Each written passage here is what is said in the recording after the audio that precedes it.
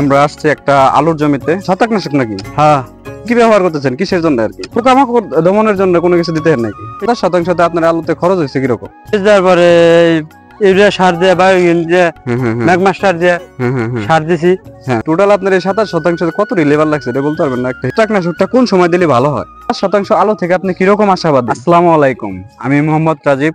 Blog BD LR এর পক্ষ থেকে আপনাদেরকে জানাই শুভেচ্ছা ও স্বাগতম। তো আজকে আমরা আসছি একটা আলুর জমিতে। তো আজকের ভিডিওটা হবে আমাদের আলু ক্ষেত নিয়ে।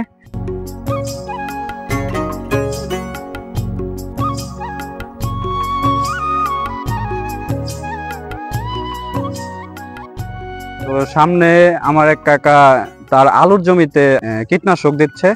তো তার সাথে আমরা সামনে কথা বলবো যে তার আলুর জমিতে সে কি কি সার ব্যবহার করছে, কীটনাশক ব্যবহার করছে বা কয়টা লেবার গেছে, এই সম্পর্কে তার সাথে আমরা আলোচনা করব।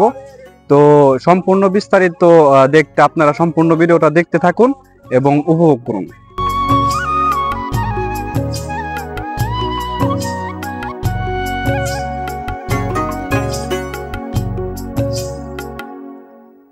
আসসালামু আলাইকুম কাকা, ভালো আছেন? ওয়ালাইকুম আসসালাম কাকা। ভালো আছেন না? এই তো ভালো। আপনার আলুর জমিতে আসলাম, এটা কোন জাতের আলু লাগাইছেন এখানে? এলকা আলু লাগাইছি। এলকা না? হ্যাঁ। তো এখানে কতখানি জায়গা আছে? এক পাহি 27 ডিসিমেল। 27 ডিসিমেল না? আপনি এখন কি দিতেছেন, ছত্রাকনাশক নাকি? হ্যাঁ, ছত্রাকনাশক। এখানে কি কি ব্যবহার করতেছেন, কিসের জন্য আর কি? এটা ভিটামিন, ছত্রাকনাশক, তারপরে জিঙ্ক, আলু গাছ বাড়বো। পোকামাকড় দমনের জন্য কোনো কিছু দিতে হয় নাকি? গোদাবগের নিকে কোহিনুর দিতেছি। কোহিনুর না? আমাদের এইখান দিয়ে কি কোহিনুর বেশি চলে? হ্যাঁ হ্যাঁ, কোহিনুর বীজটা চলে বেশি। এখানে আপনার জায়গা আছে কতখানি কাকা? ওইটা 50 ডিসিমেল। 50 ডিসিমেলের মতো জায়গা আছে না? হ্যাঁ, এক পাহি আলু লাগাইছে। হ্যাঁ। আর পেঁয়াজ লাগাইছি আর রসুন লাগাইছি। এই 27% আপনার আলুতে খরচ হয়েছে কিরকম? মোটামুটি বেতন আনছি 17,500 টাকার। সার দিছি, তাতে আরো 40 খরচ হয়েছে। সারটা দিয়েছেন, আবার যে লেবার সেচ দিছি 2 বার। তারপরে কি করছেন? সেচ দেওয়ার পরে ইউরিয়া সার দিয়ে বায়োগিন দিয়ে ম্যাগমাস্টার দিয়ে সার দিছি। সার দিয়ে জোগাল দিছি, জোগাল দিয়ে স্প্রে করতেছি। টোটাল আপনার এই 27% কত লেবার লাগছে এটা বলতে পারবেন না একটা হিসাবে?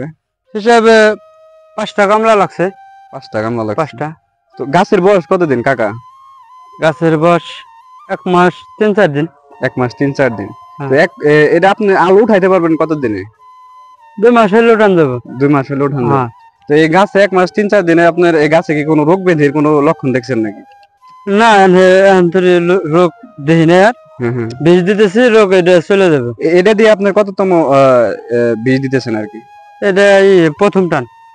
প্রথমে আপনি ছত্রাকনাশক এবং কীটনাশক দুটো মিক্সড করে তারপর আপনি দিতেছেন। আগে একটা থুপড়ার ওষুধ চালিয়ে দিছি, আজকে এই দিতেছি। আচ্ছা, এই ছত্রাকনাশকটা কোন সময় দিলে ভালো হয়? এটা আলু গাছ জোগালটা দেওয়ার পরে দিলে পারে ভালো হয় সব দিকেই। মানে আপনার আলু গাছের বয়স 20-25 দিন হওয়ার পরে আপনার জোগাল গুলো দেওয়া শুরু করলে ভালো হয় আর কি? হ্যাঁ, ভালো হয়। এটা পানি দিছিলাম বেলা একটু দেরি হয়ে গেছে। বুঝতে পারছি। 5% আলু থেকে আপনি কিরকম আশাবাদী? 50-55 মন তাতে আশাবাদী আছে আমি এখানে না? হ্যাঁ। আপনি বাজার দর কিরকম হইতে পারে? বাজার দর একটা এস্টিমেট আর কি। এখন যে বাজার 2000 টাকা যদি বাজার পাই তাতে আমি লাভবান ভালো হবো। বুঝতে পারছি। আমাদের এই চকে তো দেখি অনেক পেঁয়াজ লাগাইছে, এবার পেঁয়াজের আবাদটা বেশি। পেঁয়াজের আবাদটা বেশি, আলুর আবাদটা কম। আশা করে আলু লাগাইছেন, যদি বাজারটা ভালো পান হয়তো আপনি লাভের আশাই করে আলুটা লাগাইছি। তো যাই হোক, অনেক আশা নিয়ে আপনি লাগাইছেন। জাতের নামটা কি যেন বললেন? এলকা আলু। এলকা না? এটা কি আপনারা কি আনাম লাগান না কেটে লাগাইছেন? কেটে লাগাইছি, আনামও আছে। আনামও আছে। সাইজটা একটু ছোট, বড় যেটা সেটা কেটে লাগাইছি, আর এই ছোটটা সেটা আনাম লাগাইছি। তো যাই হোক, A to Z ইনফরমেশন আমাদের কৃষক নয়ন কাকা আছে, ওনার কাছে শুনতে পাইলেন। তার পরবর্তী আপনাদের যদি কোনো কিছু জানার থাকে সেক্ষেত্রে অবশ্যই আমাদের এই ভিডিওর কমেন্ট করবেন। তো আমি এখানে একটা বিষয় ক্লিয়ার করি, আমাদের এই চকে মোটামুটি সব ধরনের ফসলই উৎপাদন হয়, যেমন পেঁয়াজ থেকে শুরু করে, রসুন থেকে শুরু করে, আপনার আলু থেকে শুরু করে, মানে যাবতীয় যে মানে সবজি জাতীয় যে জিনিসগুলো আছে এগুলো হইতেছে আমাদের এই চকে উৎপাদন হয় আর কি। ঠিক আছে? তো এই ক্ষেত্রে এখন আপনারা পরবর্তী কোন ধরনের ভিডিও চান, পেঁয়াজ আছে, রসুন আছে, দেন তারপর হচ্ছে আলু আছে, হ্যাঁ, মানে সব ধরনের বিষয় আমাদের এই চকে হয় আর কি। আপনারা এখন কোনটা চান বা পরবর্তী কোন স্টেপ দেখতে চান সেক্ষেত্রে অবশ্যই অবশ্যই আমাদের এই ভিডিওর কমেন্ট বক্সে কমেন্টস করবেন। আর এখানে যে জাতের নামটা এটা আমাদের কৃষক নয়ন কাকা ক্লিয়ার করছে, এটা হচ্ছে আপনার এলকা জাতের। তো এই জাতটা মোটামুটি খারাপ না, ভালো একটা ফলন হয় আর কি। তো যাই হোক, এই ছিল আমাদের আজকের ভিডিও। দেন আমাদের চ্যানেলের পরবর্তী পার্ট এবং কি এই জমির পরবর্তী পার্ট আসলে কত মন আলো পায় এই নিয়ে হইতেছে আমরা বিস্তারিত পরবর্তী একটা ভিডিও করে দিব আপনাদের, অবশ্যই এটাও দেখবেন। এবং কি ওই ভিডিওটা দেখার জন্য অবশ্যই আমাদের ইউটিউব চ্যানেল সাবস্ক্রাইব করে নোটিফিকেশন বেল অন করে রাখবেন এই ধরনের কৃষি রিলেটেড প্রত্যেকটা ভিডিও দেখার জন্য। তো এই ছিল আমাদের আজকের ভিডিও। পরবর্তী ভিডিও দেখার জন্য সবাইকে আমন্ত্রণ রইল। ভালো থাকবেন সবাই, আল্লাহ হাফিজ।